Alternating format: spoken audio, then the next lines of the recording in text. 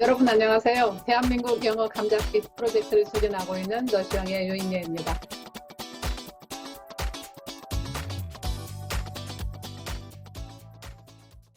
지난번과 이번 사이드 강의는 편의상 말하기와 듣기로 나누어 말씀드리긴 하는데 사실 이 둘뿐 아니라 언어의 모든 영역은 통합적으로 학습해야 합니다. 한 영역이 가능하면 다른 영역도 가능하게 되어 있습니다.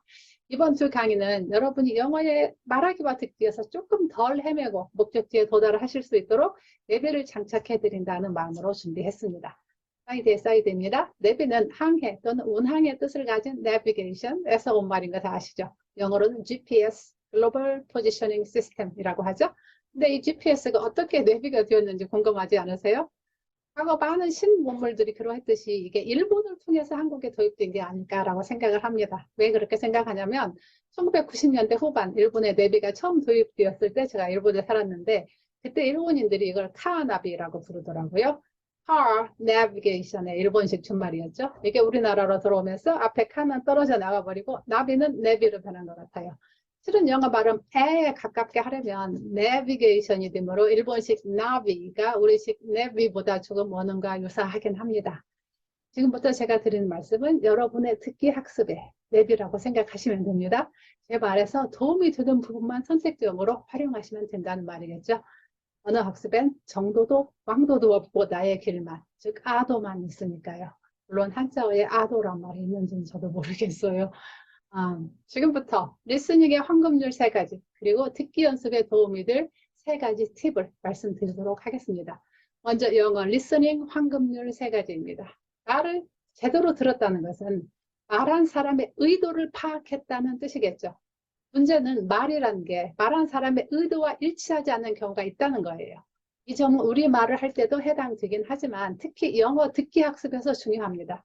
그래서 들을 때는 첫째, 의도를 파악해야 합니다. 제 경험상 가장 헷갈린 영어 표현이 fine이었어요. 실제로는 fine 하지 않는데 굳이 여러 말 하기 싫을 경우에 그냥 fine으로 퉁치는 경우가 상당히 많거든요.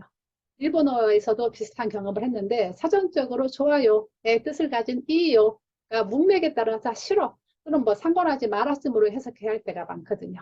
우리말 됐어의 용법이 비슷한 경우입니다. 이런 것들이 외국어일 땐 정확한 맥락으로 접근하는 게 그렇게 쉽지만은 않습니다. 두 번째, 상황을 이해해야 합니다. 상황은 말의 문맥과 그 말이 나오기까지의 배경에 대한 정보를 가지고 있기 때문에 정말 중요합니다.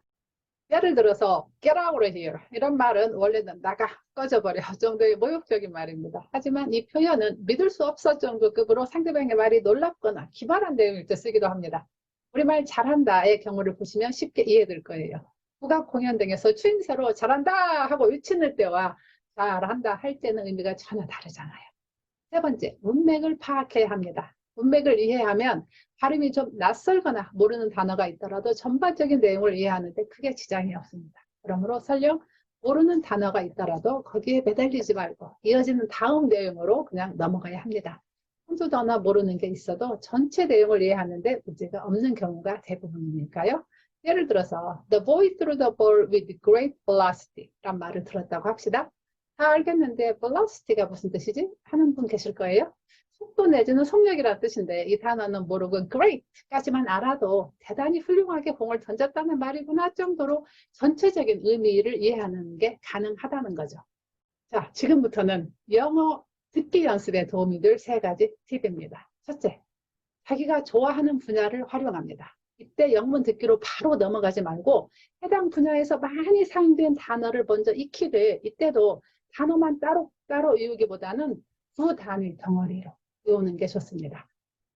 예를 들어 축구를 좋아하는 사람은 goal이란 단어만 별도로 외우지 말고 go through goal, 즉 수비를 다 제치고 득점 직전까지 공을 몰고 가다의 형태로 외우라는 거죠. 물론 일상생활 대화의 대부분은 지난 일을 말하기 때문에 go란 동사 원형 대신 she went through on goal 또는 she's gone through on goal 등의 형태로 쓰이겠죠.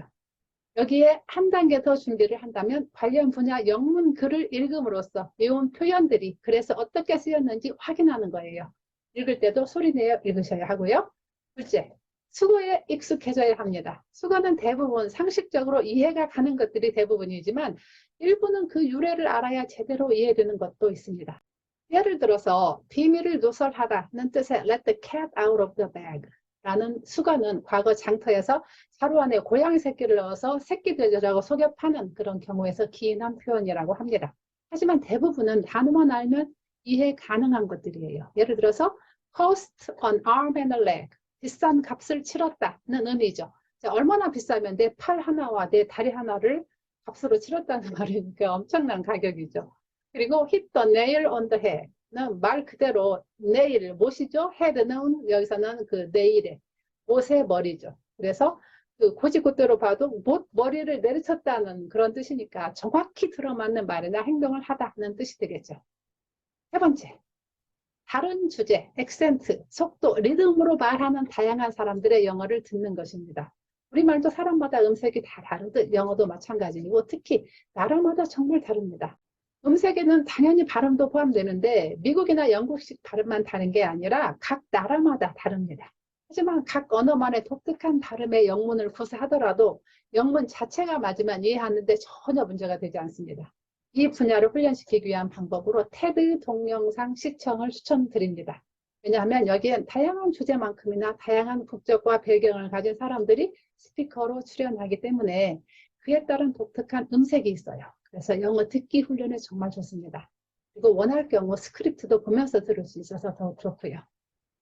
자, 오늘은 영어 리스닝 황금률 3가지, 그리고 듣기 연습의 3가지 팁을 말씀드렸습니다. 좀 쉬운 방법을 말해보세요. 마스터키나 뭐 백종원의 만능장처럼 모든 상황에 다 활용될 수 있는 그런 요소는 없을까요? 하지만 아쉽게도 그런 건 없습니다.